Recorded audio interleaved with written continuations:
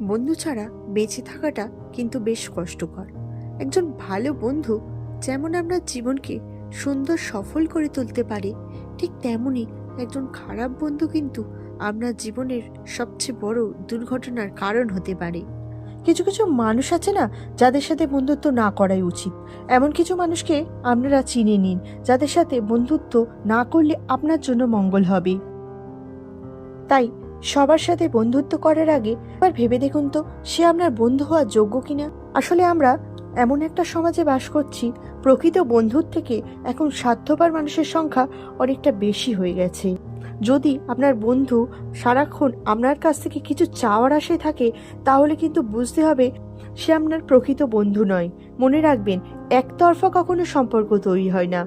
আপনি শুধু দিয়ে যাবেন আর সে শুধু নিয়ে যাবে। এই ধরনের মানুষ সুসময়ে আপনার পাশে বন্ধু হয়ে থাকে, কিন্তু আপনার খারাপ সময়ে আপনাকে ফেলে চলে যায়। কি ভাবছেন, এটাও সম্ভব? হ্যাঁ, এটাও সম্ভব।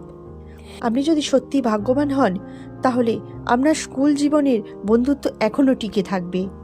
না থাকবে এক্স, না থাকবে নেক্সট। বন্ধুত্ব কখনো স্পেশাল মানুষের সাথে হয় না।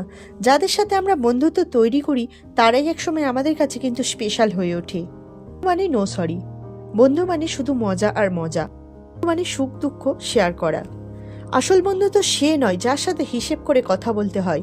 আসল বন্ধু সে যার সাথে মন খুলে সবকিছু শেয়ার করা যায়।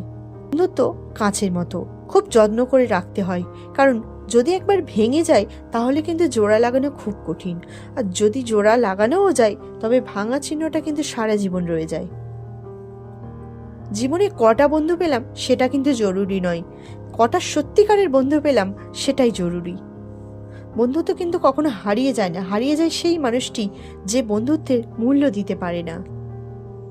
পৃথিবীতে সবচেয়ে মূল্যবান সম্পর্ক হলো খাঁটি বন্ধুত্ব। যদি ভালো বন্ধু হয়, তাহলে সেখানে চোখের জলের কোনো ঠাঁই নেই।